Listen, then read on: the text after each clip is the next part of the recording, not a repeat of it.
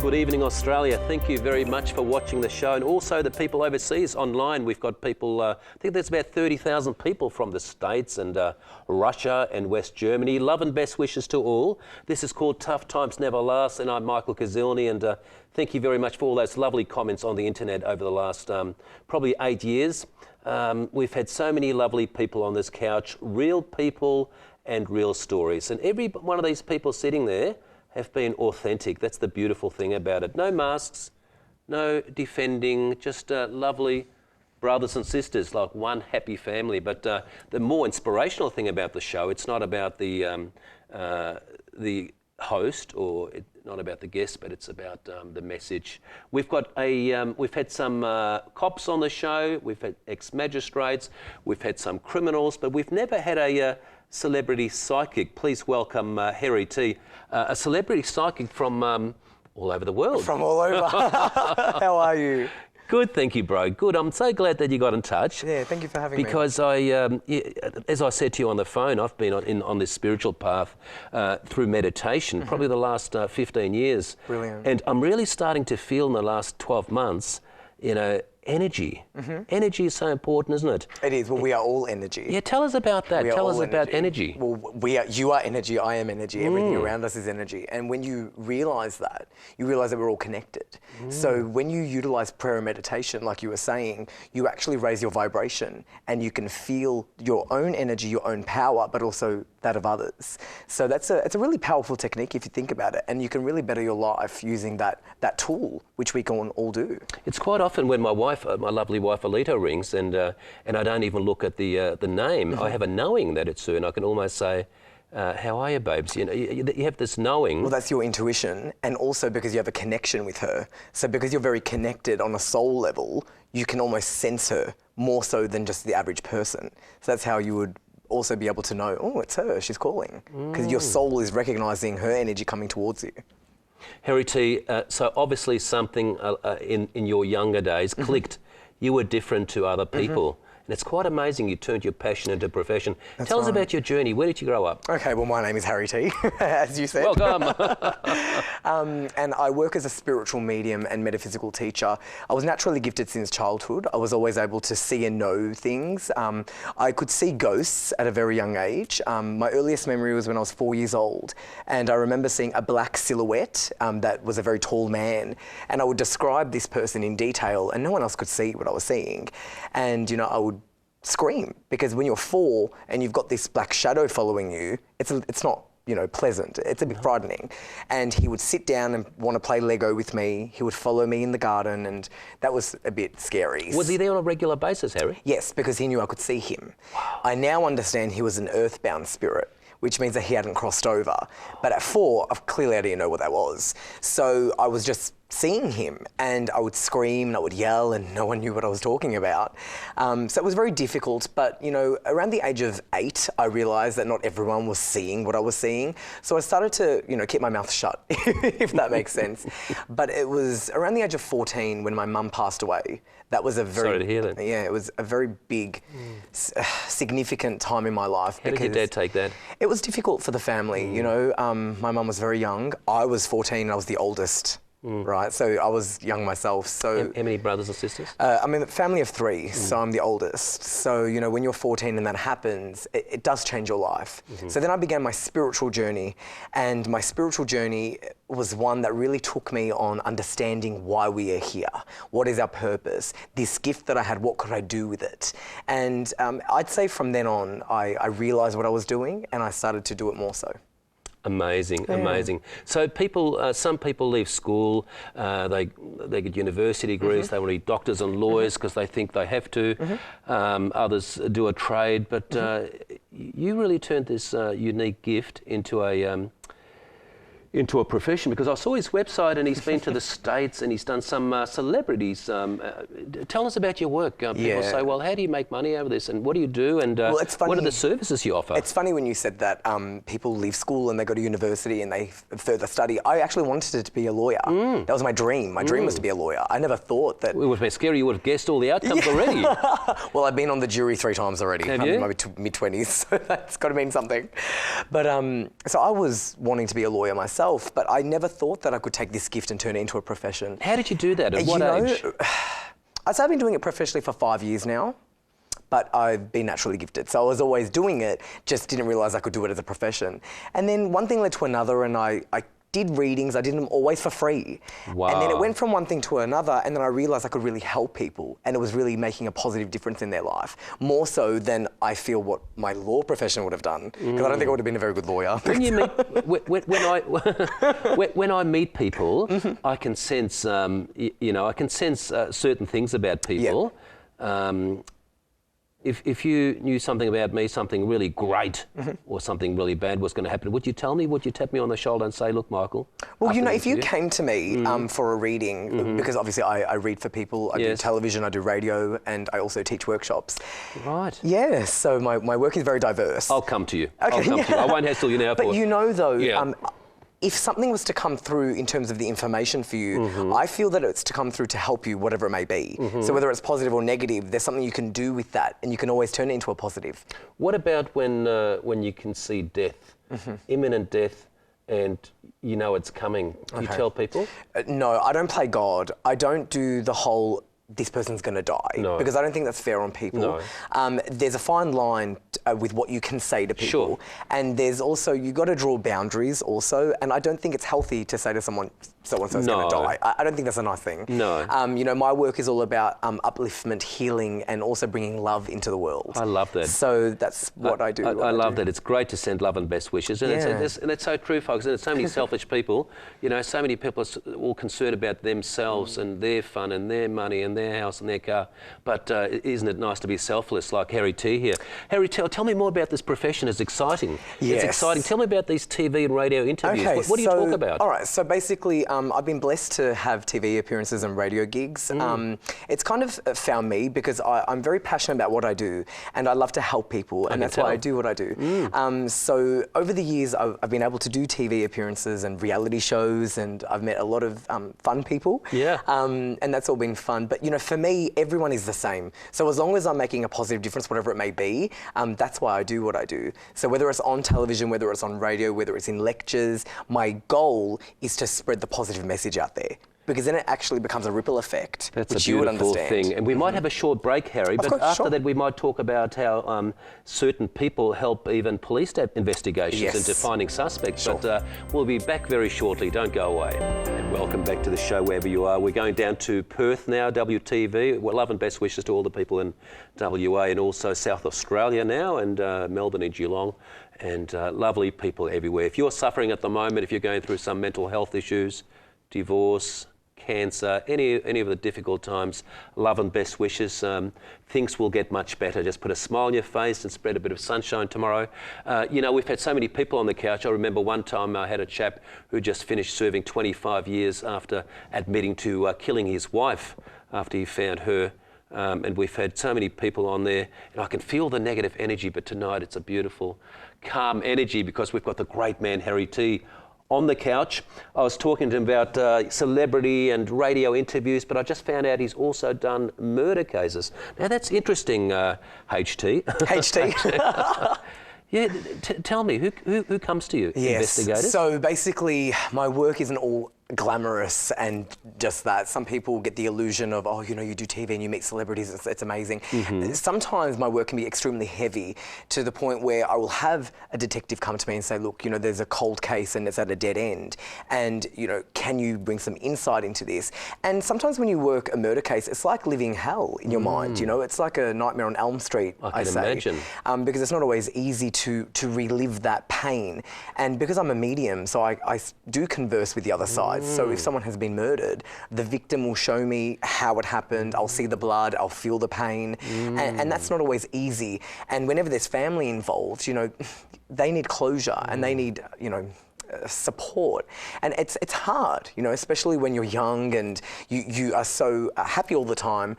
Life isn't always just, the cookies and cream that people think. It can be really, really down. You know, people Certainly. can go through really down times. But what I love about the work that I do is I see people in their darkest moments, but I know that there's hope on the other side. That's beautiful. I know that no matter what we go through, you know, God dreams a bigger dream than we can dream. Wow. You know, and I know that. And no matter what we experience, there's always a greater sense of joy behind every storm. You know, and that's what keeps me going. Everything's so impermanent, isn't it? There's always sunshine after the rain. That's right. Harry, I was just going to ask you, Ivor Millet. That was an interesting Australian story, wasn't it? You must have thought about that often, about you know, whether his brother was involved and where those poor victims ended up. And there was so much mystery about his case, wasn't there? You know, I don't even actually know much about that No, case, actually. it was probably quite some time ago. Okay, yeah. But maybe It doesn't ring a bell. Maybe similar cases to that. Yeah, well, look, you know, in the States, I worked a couple of murder cases, and they were high-profile ones. And you know, they were hot, like they were there, and they were difficult because you know you're from across the world, and you've been called into this thing that you've never heard of, and you just get some photos, and you get, you know, pretty much nothing, and you experience it, and it's always it's difficult. You know, it's really hard. You know, a lot of people that know me will know when I do things like this, I crash and burn at the end because I almost can't move, or I feel physically exhausted. So it takes a lot of energy out of me. But if I can provide some clarity or some form of guidance in any way, that's what I do, you know. So I try to go into everything with a positive outlook, and no matter what, I always hold a smile, no matter how bad things can be. But it can be really difficult, you know. I can imagine. But what I do enjoy about my work is, you know, death does approach me nearly on a day-to-day basis. You know, I see a lot of people who have lost children. I see a lot of people who have lost partners, and that's really hard for them to deal with.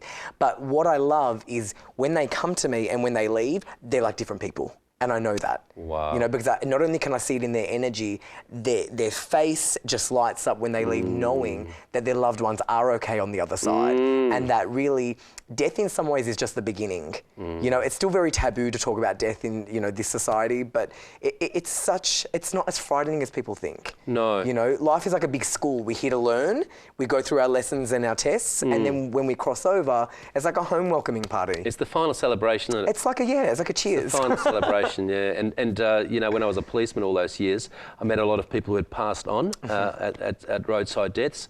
And a lot of people who did die and come back, they all reported that it was like a peaceful sleep. Right. Her death was like a peaceful sleep. So I don't think people are too scared about death. I think it's the fear of missing out, you know. I think people are so attached to their money and, you know, who's going to drive their car and their... And the physical things, you know, and the material things. But, you know, you don't take this table with you when you go. You don't take this couch. I see everything, Harry, as already broken. Correct. I'm very detached from things. Very good. And even when people scratch my car these days, when I was 20, I used to, you know, complain about the car.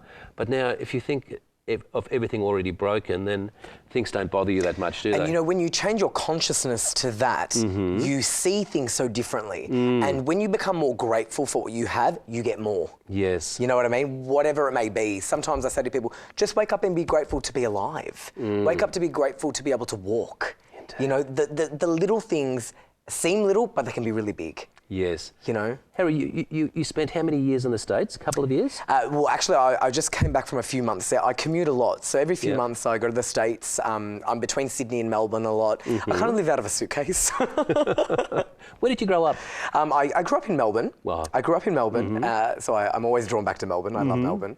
But the last few years, the majority of my time has been between the States and Sydney. Isn't that amazing? Yeah. You must have made some good contacts there. I have, but you know, like I said earlier, for me it's all about helping people. Certainly. You know, and you know, I don't drop names. I'm not one of those people that are like, oh, you know, I've met this person or I've read this person. The only time I'll ever say that is if someone's seen me out with them. Sure. Which has happened. And they're like, oh, so you... I'm like, oh, well, you can see that clearly.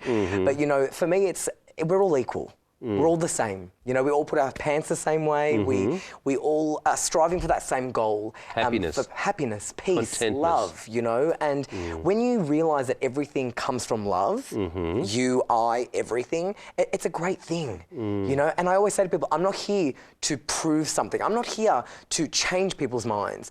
But if I can make people think differently about something, then I've done my thing. That's a very humble way of putting it, isn't it? Yeah. And It's alarming, Harry, isn't it, about all the people on antidepressants at the Yes. moment. In the US, they're spending something like, what is it, 80 billion or Billions, something, yeah. increasing 10% every year. Yeah. In fact, they say, folks, by 2025, most people will be depressed, and if you run around smiling, they can probably lock you up for being crazy. So it's anxiety, bipolar, Yeah. or just unhappy minds. But also, Michael, if you look at the world today, it's so out of balance. You know, I mean, I don't like watching the news because I think it puts fear in people, right? And you've noticed this copycat syndrome that's happening. You know, when you see negative things on the news, which is the majority of time, people start to mimic that and copy that, which becomes a ripple effect. Oh, doesn't it? Does that make sense? So then that's why the world is just crazy. So you see all these people who have all these issues, but it's because they've got so much fear put into them. There's so much fear. And we might talk about fear Yeah. after the next Sure. break, but don't be scared. We'll be back very shortly.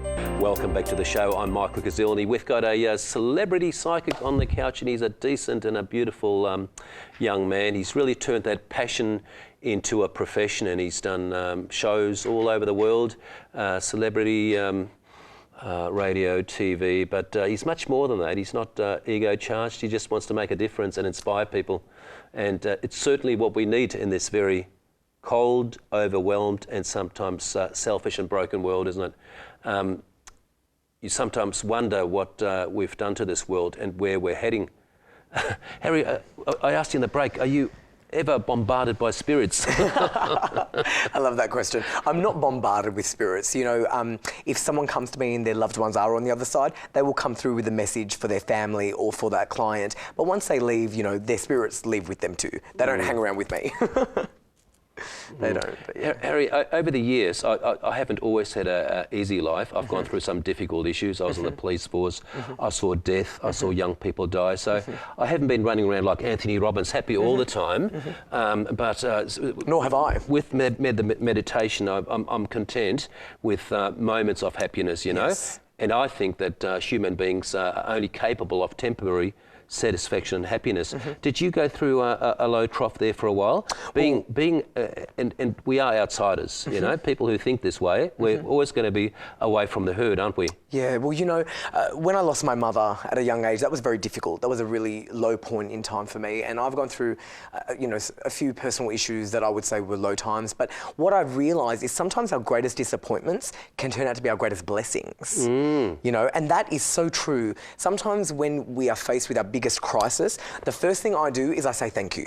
Yes. Because I know that I can pull through this. Because our soul can overcome anything. Because before we're actually born, we preview our lives like a movie. So we preview what life we want. We preview what people we want in our lives. And this is something we forget when we reach the physical plane, is it? Absolutely, because we detach from our innocence. Okay, and that's why when a baby is born, they have like a smell close to heaven. That's what I call it. It's like they remind me of heaven because they're still linked to heaven, really. But when we grow up, we get all these man-made programs and controls put into us, and then we start to detach our spiritual values. Right? But when you regain them, your consciousness shifts like yourself and you see the world differently. And then you kind of can go back to the basics and to who you really are. And because really we're a soul experiencing a physical world, you know? Because we build up this this fake persona, don't we? Layers and layers it's an illusion. Of control. And you see so many people, don't you? They think they're their house, they think they're their occupation. And, you know, people go, how are you? I'm great. What are you? A doctor, accountant, you know? And all of a sudden you become your titles, but that little beautiful child or that soul is covered by layers and layers of which BS. is all an illusion. And you know, this is just a carcass. You know, we just borrowed this body. This is just like a vessel for us to basically experience things based on our soul's journey. Because, you know, life, we learn, we come here and we grow. So no matter what we go through, we can always overcome it because we've chosen that experience. And that's why the things that I've gone through, the things that my clients go through, no matter how bad they seem, I know nothing is ever out of order. No. Everything is always supposed to happen as it should. That's a beautiful way of looking at it. And I think the same, everything happens for our maximum benefit. Absolutely. But for a lot of the viewers there who might have just split up and they're in that little flat by themselves, you know, can't see the children or the people who've got that really bad alcohol problem. The bottle is there. You know, they've got to have their 2 or 3 bottles of wine or, you know, beer every day. Yeah. Or they've got the drug, the ice problem, you know. They just can't get off it. The addictions, and that also can stem from past life issues. So sometimes people who I meet who have unhealthy addictions, they have a lot of past life issues that they need to work through. And when they can kind of sever that cord, they can work through that. Right. Because anyone can overcome anything. Right. You know, we limit ourselves as human beings. You know, we're all intuitive. We're all capable of being amazing and great. You know, it's us who put limits on ourselves. And, you know, the mind can be such a negative thing. The negative mind chatter, it can really get in the way, you know, and that's like what you were saying before, fear. You know, there's two paths in life. There's fear and there's love. You know, if you come from fear, well, then watch your life crumble. If you come from love with everything that you say and do, life can be beautiful. You've got such a good point. And I find that through the courts, folks, you know, I've been around this criminal justice system for over 25 years, and I find there's a lot of fear-orientated people who are always scared of everything, and then there's the love-orientated people who don't really care about the outcomes or the result too much, but they really tend to live in the moment and just they let life take them. So they more or less surrender to the universe, don't they? I love that. You know, that's one of my favourite sayings, surrender to the universe. I like surrender that. to the uncertainty. You know, because when you just let go and go with the flow and go with how the universe is basically, it's like water, you know, it's like a river.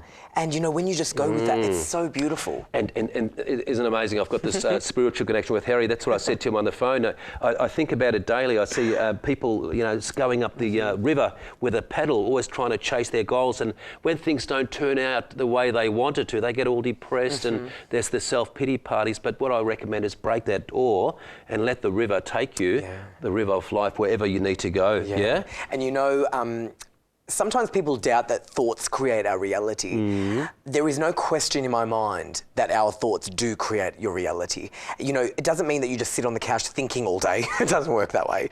But, you know, when you have that thought and you hold that energy, there is no doubt that the vibrational frequency of the universe can meet that and you can achieve your goals. It all begins with the thought, the feeling and the intention, and then the action to follow through, and you can actually create the life that you really want. Isn't that amazing? It is amazing. Do you think sometimes people are too attached to their goals? Sometimes, yes, because it comes from the ego. But if they come from their heart, then there's never a bad thing.